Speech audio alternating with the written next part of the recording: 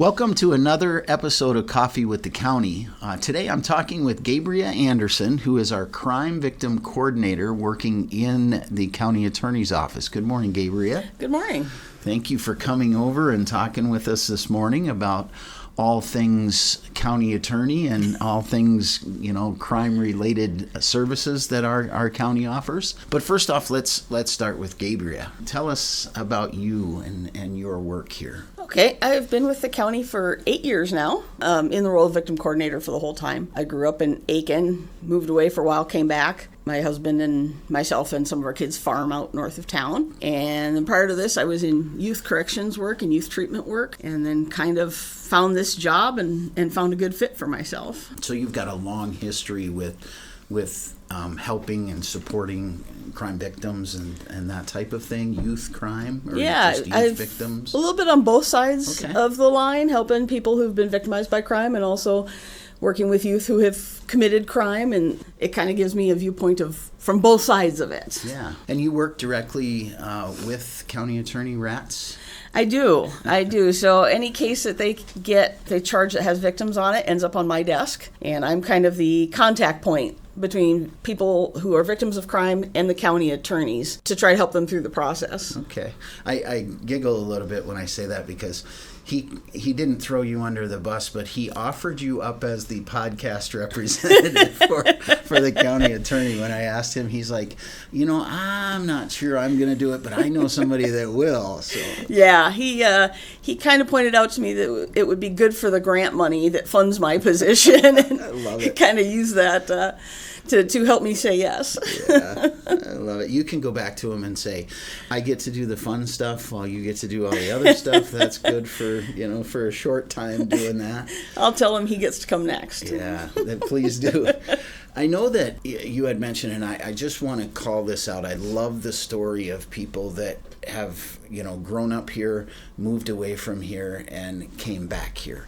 And I am actually hearing that a lot, and, of people that really want to get back to rural Aiken County and for all of the good benefits that it has for here. So please take my thanks for doing that. We love it that people come back into the area. It's a good place to be, especially, when I left high school, I wanted to do what most high schoolers do and get away, and went and saw other things and did other things. And then once I settled into who I was and what I wanted to do with my life, then I wanted to come back here and be a little bit closer to family and have some of the benefits from living in a smaller town.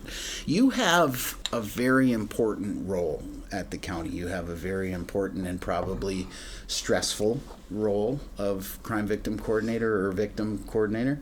Tell us a little bit about that job and what that does and how that takes care of our listeners and residents. Okay, one of the things that I hear a lot from people that I always find slightly amusing is when I talk to them, they say, I'm very sorry, I don't know what's going on, I don't understand the process, I don't know what to do. And I always have to kind of chuckle because my response is, that's good. That means you haven't been involved in the criminal justice system. That's actually a benefit. So anytime people have found themselves on the victim end of a crime, whether it's a person crime like an assault or a domestic type case or property crime, car accident, a theft from a cabin, things like that, they're very confused. What happens next? What are the next steps? And the attorneys, of course, are quite busy doing the court and all of that. So it's my job to kind of teach the people the process. Here's what's going to happen. Here's what's coming up next. And to break down what I call attorney speak into everyday person speak. Because anytime we're in a field, we start using lingo and start using expressions. And we forget that other people don't know what we're talking about. And so my job is to kind of translate those into something a person can understand. And how does this impact me as the victim? What do you guys need from me? What do I have to do? As part of that, then I also try to find them other resources. If there's other things they need, if they need community advocates for something, if they need, monetary help to change the locks on their house because they've been compromised somehow. If they need other financial resources, I can help them sometimes find some of those resources as well. And then as part of that, if they do end up having to come into court, I sit down with them, go through what's going to happen in a courtroom, and then walk them through that process. We kind of do from the beginning all the way through. Sometimes I've had people call and say, I need to make a report to law enforcement, but I'm nervous. I don't want to go down there by myself. That's fine. I will come down. I will sit with them, help them through making a report to law enforcement, and just kind of be that support person all the way through the resolution of the case, and then pointing them in the direction of what happens next. It's amazing. I had no idea. I've been here for 4 years in economic development, but I had no idea that we have a person like you that can help our residents, our listeners. And I hope that if you're ever in the situation where you need Gabrea, please reach out to her and help that. I'm amazed by some of the work that gets done inside the county buildings that maybe nobody knows or sees or that type of thing. Yeah, unless you find you need it, all of a sudden you don't know it's there. And I even help out. I've got people that call me that maybe say their cabin has been burglarized. They don't know who did it, so there's nobody been charged with it. I can still help them with resources while that process is going on, even if they aren't charged. A lot of times then I can at least point them in a better direction to get what they need. So that's incredible work. Are you a unicorn in our Aiken County? Are you the only crime victim coordinator, or are there others? I am the only one in Aiken County. Sometimes it would be nice to have another me. Mm-hmm. I often have maybe 200 cases open at a time on my desk in various states. I really enjoy working with people, and I enjoy trying to help them through the process. So I also don't mind, having that big a caseload, because I always feel bad for people when they have to talk to me, because that means things are not going well in their life. That's the reason I'm communicating with them. And so if I can make that process just a little bit easier for them, that's my goal at the end of the day, is just try to help people through a challenging time as easily as possible.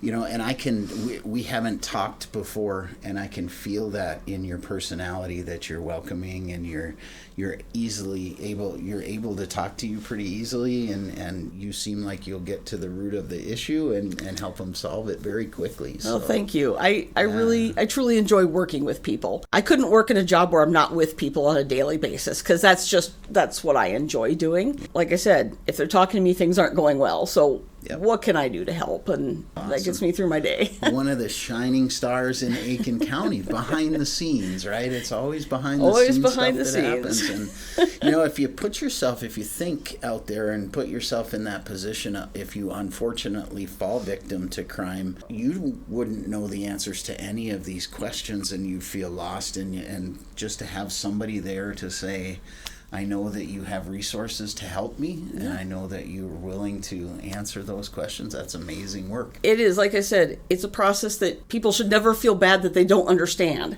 because that's actually a positive in their life. So because of that, there's tons of questions. I always tell people, reach out at any time. Don't ever feel bad. Call and ask. If I can't answer the question, I'll try to find an answer for you. My goal is to hopefully not get people passed around from person to person to person. At least if I can be that one constant contact person, find them the answer, even if it's not from me. They're not just getting bumped around. Yep. How many people are in the attorney's office that you work in? There's the county attorney, Jim Ratz, and then there are 4 assistant county attorneys, 2 paralegals, and 3 office staff, and then myself. So again, county government at work, not a huge staff for the size of the county, the amount of cases, the amount of different things that an attorney's office would do. That's amazing that all functions with that little of people. Right? Yeah. It's a pretty tightly run ship. Everybody has a big caseload or a big amount of work, and we just get it done because this is just one of those things that needs to be taken care of. Yeah, I'm glad that I learned what this is that happens and how it happens. And if you're out there listening, this is what the county can provide as services. This is why we're having podcasts, is to make sure that we're calling this out and to call out the great staff that we have here. I called you a unicorn earlier. I mean, this is important work for our people. Yeah. The people that fall victim to things that they never wanted to be part of. And, now we can have somebody at least help them. Yep. And I try to let people know, too, outside the court administration offices and outside of our county attorney office, we do have brochure racks up that have information on the court process, on some available community services, what the rights are of a victim, and then some of the different parts of it. So sometimes people just want information. They don't necessarily want to talk to somebody, but we keep those full so that people can come find that information. And one resource that I try to get out to everybody, there's a system in Minnesota called MN Vine, V-I-N-E.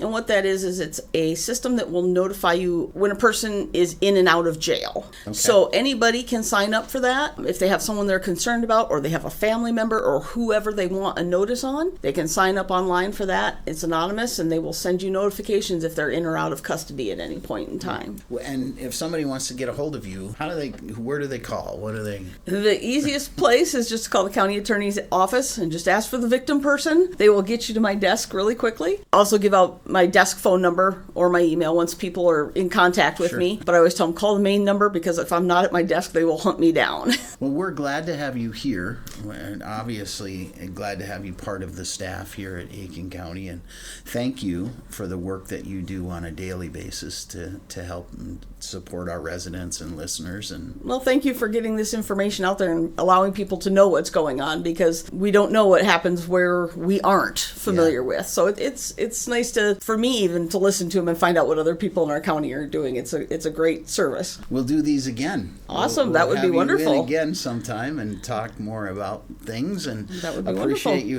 having you here today. Gabrea Anderson, she is our crime victim coordinator with Aiken County, and you're listening to Coffee with the County.